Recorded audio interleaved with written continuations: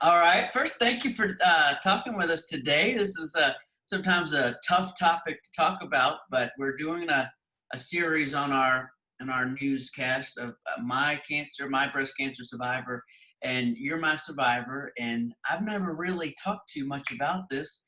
So, can you tell me when did you first find out? How many years ago that you had breast cancer? Oh, back at 20 years ago in April of 2000. April of 2000. Yes, I was 44 years old. What went through your mind? First, was there anything that made you worry or kind of suggest that you needed to go get a mammogram? And what went through your mind when you found out? Yes, well, I was taking a shower and I had giving myself a self-exam and I felt a lump.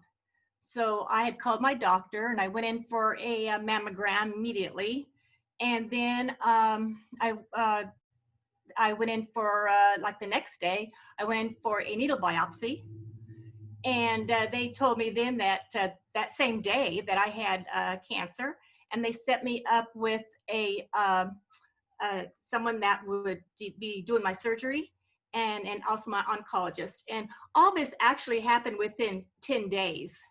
So Well, I was diagnosed and could have been immediately on the ninth day in chemotherapy, but I chose to go home and say, hey, I wanted to tell my family what was going on. Uh, um, so anyway, I was by myself, and I don't suggest that. I suggest you take a friend, family member with you.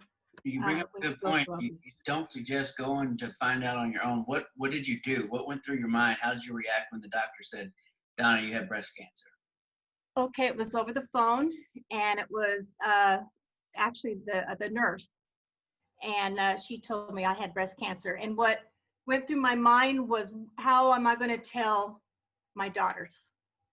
Because one was 12 and the other one was 16. And then how I was going to tell my husband. I know he was strong enough, but I needed to tell my girls in a way to where they wouldn't worry, and uplifting, and everything's going to be fine. And that's how I did. I did tell them that in that way. How did they take it?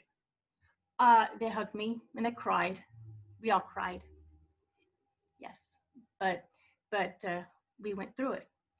How was the process? The process, I had gone in, and like I said, my surgeon. I talked to my surgeon, and then I talked to my oncologist.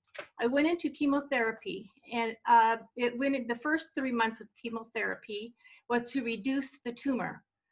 And after that, they went in to do a lumpectomy to take out the tumor, because the tumor did reduce down quite a bit. But when they went in for the surgery, the margin wasn't clear, kept going and getting more out. And come to find out, I had two cancers. I had the tumor I felt, and then the another one behind it that was the more aggressive cancer. And then I went in and I had also some of my lymph nodes taken out, because at that point they needed to know what stage I was, and I was stage 2. It went into my lymph nodes, 1 or 2 lymph nodes had cancer, but it didn't go any further than that. So then I went in and I had a mastectomy a month or so later.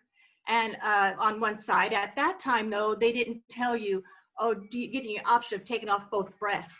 And if that was the option, I would have, because that's still a worry. But yet I had the one breast removed. And then I went in for some more chemotherapy, another 3 months of chemotherapy. And then I had reconstruction surgery. And so all this took place within 10 months of each other. And by exactly like a year later, I was back to work. Oh wow! So when you finally get the free and clear, you're cancer free, what did that feel like, and how did you tell your family? Oh, it felt great. It felt great.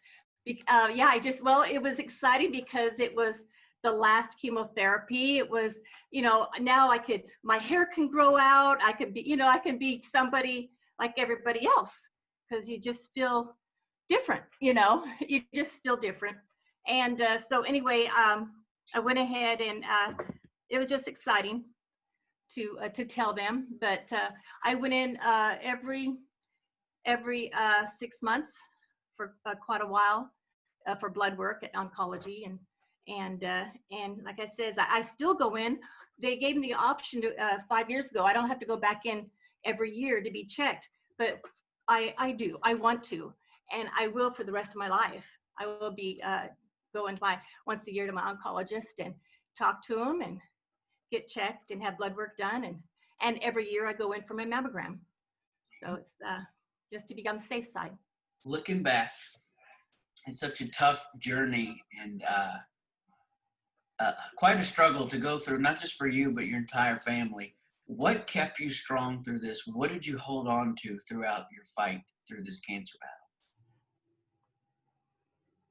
Oh, well, for one thing, my family was here. My parents came out for 7 months, and they were my strength. My husband, Art, my strength, and my girls, my strength. Prayers.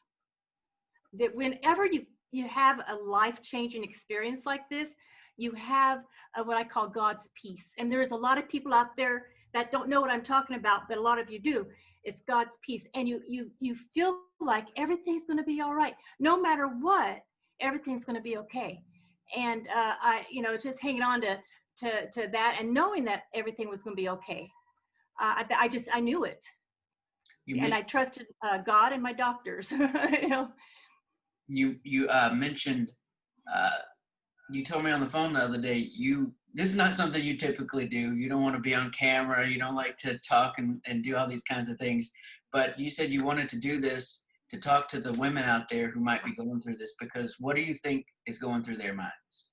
They're scared. I was scared too, and you have a brave face, when you try to be brave, but it's hard. What I want to tell you is, like I says, always have somebody with you if you do have the diagnosis. Like the nurse says, "Are you by yourself? Or are you someone there?" And I says, "Oh yeah, someone's here." Well, I was by myself, and I sat down afterwards, But like I said, always have someone with you, your husband, your friend, your parent, and what was the question? What was the question?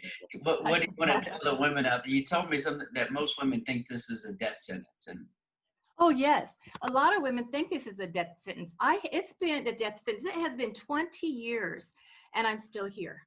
It's not a death sentence, and you've got to realize that nowadays, even now, this 20 years ago is so different than now. The technology in breast cancer has come a long way. I mean, like 20 years ago, I'd have chemotherapy on a Thursday, and then on a Saturday and Sunday, it was like a lost weekend. I was tired. I was asleep the whole time. But now I have a friend named Lindsay. She is 32 when she was diagnosed 3 years ago with breast cancer. And she, 2 days later, she's running. She, and now she's running for cancer. I mean, that's what she does, and it's just like, she's really gun ho. So it's